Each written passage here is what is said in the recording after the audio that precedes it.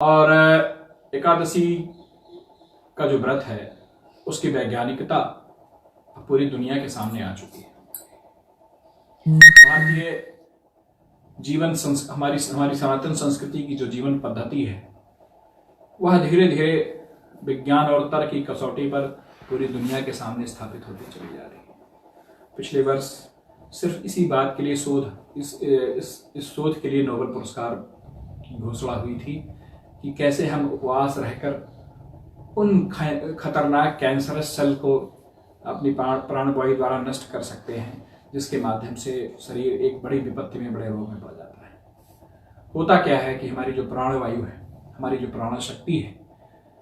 शरीर अपने आप में एक अद्भुत और अनोखा तंत्र है। हमारा जो शरीर है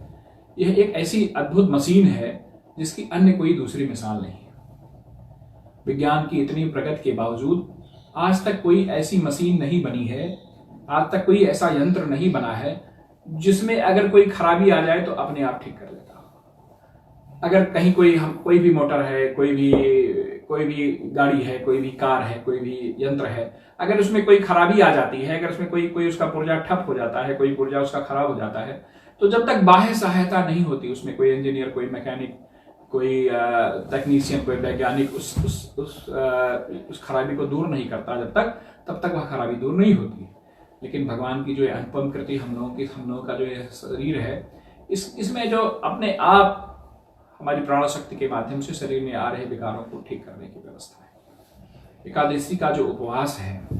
वह उपवास व्यक्ति का जो दो भोजन के बीच की जो समय है, वह जितना से ज्यादा बढ़ेगा, हमारी प्राण शक्ति हमारे अन्य कार्यों को हमारे शरीर के दुरुस्त करने में, हमारे उसको ठीक करने में अपना योगदान करती है। इस बात को ऐसे समझिए कि हम लोगों के खाने पीने की जो आदत है वह गड़बड़ हो गई है। हम लोग दिन भर कुछ ना कुछ खाते पीते रहते हैं, तो हमारी जो प्राण ऊर्जा है वह हमारे पाचन पर ही लगी रहती है। वो हम हमारे द्वारा लिए गए भोजन को ही पचाने में अपना पूरा समय लगाती रहती है। और यदि हम थोड़ा सा अपने रात्रि के भोजन और सुबह के भोजन में के बीच के घंटों में एक अवधि बढ़ावें, कम से कम 12 घंटे से लेकर 14 घंटे, 16 घंटे तक अगर हम रात्रि के भोजन से और सुबह के जलपान के बीच की अवधि को बढ़ावें, तो पाचन से निवृत्त होकर हमारी प्राण शक्ति, हमारी शरीर की अन्य जो टूट फूट है, हमारी शरीर की कोशिकाओं की जो टूट फूट है, हमारे रक्त धमनियों की जो ब्लॉकेज हैं, हमारे उनको भी नष्ट करने का काम हमारी प्राण शक्ति करती है। तो बस प्रयास ये रहे कि एकादशी की व्रत के पीछे जो भावना है, जो उसके पीछे जो विज्ञान है, उसको समझने का प्रयास करें। रात्रि का भोजन कम से कम करें। दिन का रात्रि का भोजन जो हो और सुबह का जो जलपान हो, उसके बीच की अवधि को बढ़ाने का प्रयास करें, ताकि हमारी प्राण शक्ति, हमारे शरीर की टूट फूट को, हमारे शरीर के दुरुस्तीकरण को, हमारे शरीर को